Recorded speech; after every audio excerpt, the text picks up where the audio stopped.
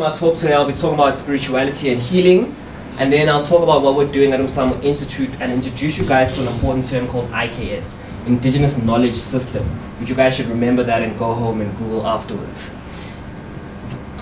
Right, so in African culture, right, in traditional herbs and medicines, it's about an overview of healing.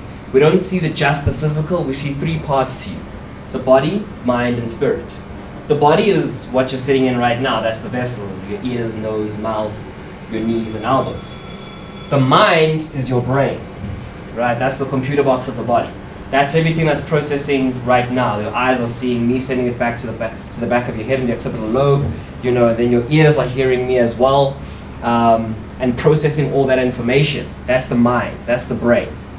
Then the spirit is actually a little different. You can't really see the spirit, right? But the spirit is something that we address when it comes to traditional herbs and medicine, because the spirit is something that can manifest itself when the spirit is uneasy or the spirit needs to be addressed. The manifestation of that, or how that comes out, happens using the mind and also happens in the body as well. So when it cries out for attention, it uses the body as well as the mind.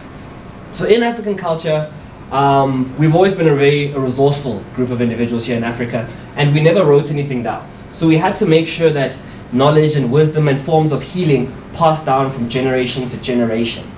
And the only way to do that is using ancestry. And by communicating with one's ancestors, you are able to tap into that age-old wisdom from generations to generations. That's why you hear some of us when they're called praise names. I don't know if you guys have heard of them. When they introduced Jacob Zuma, you heard that guy and he would go on and say all these different names. That's him acknowledging his ancestry. And each of those individuals have contributed to his knowledge and wisdom that he has right now. Does that make sense?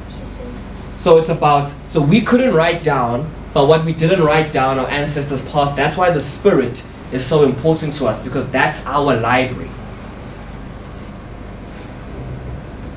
So the government, Department of Science, Technology and Innovation, as well as UKZN, an organization that we work with, is investing in something called Indigenous Knowledge Systems, IKS, which is in which we're actually using these age-old systems and methods of healing, and we're bringing them into the future.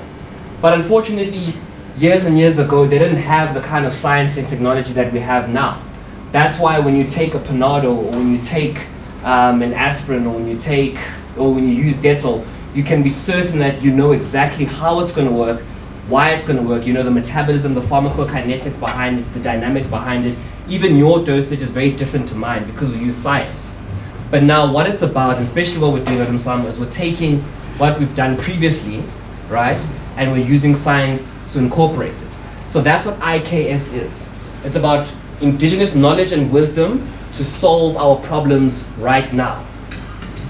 So what I do is I'm currently a master student at WITS, and I use these big fancy machines called mass spectrometers.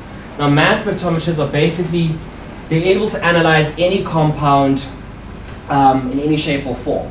So I can tell you in that particular cup of coffee how much sugar there is, how much coffee there is, how much Panado there is, how much the exact quantity according to its molecules. So what I'm doing at the moment, after completion of my degrees, I'm actually saying, okay, cool, how do I make sure that the herbs and medicines can be used for you guys? Because currently at the moment, what's happening is a lot of the development and research around our medicines doesn't actually take place on our population here in South Africa, and we have to use what's happening in other countries, which doesn't make sense considering the fact that genetically we're still human, but we're still going to be different to our American counterparts, our European counterparts, and our Asian counterparts. So the important thing to understand is there's two parts to this. I'm the scientist in the laboratory setting, making sure that the research comes forward, but then the person that is responsible for bringing me the herb that helps with a headache or helps with a particular with perhaps pain or abdominal pain or stomach cramps is the traditional healer. Now the healer is told by their ancestral spirit that that particular tree has the ability to help with abdominal pain, right? And then I'm the one, and I take that particular herb and medicine, and I'll go to the laboratory with it, and then obviously I'll extract it, I'll remove any impurities, I'll remove all the bad stuff, and I'll be left with the good stuff. And then hopefully in a couple of years, we'll be able to get to clinical trials, but there's a lot of work that needs to happen in the laboratory first with that particular herb or medicine. And what we're trying to do at the moment is we're trying to make sure that by developing the herbs and medicines here in South Africa for South Africans, it'll be A, cheaper because we don't have to pay import tax, and B, it'll be a lot more specific for your specific DNA, because like I said, we are different genetically. And if you're different genetically, it means you're going to process drugs and metabolize them a lot differently to other people in different parts of the world.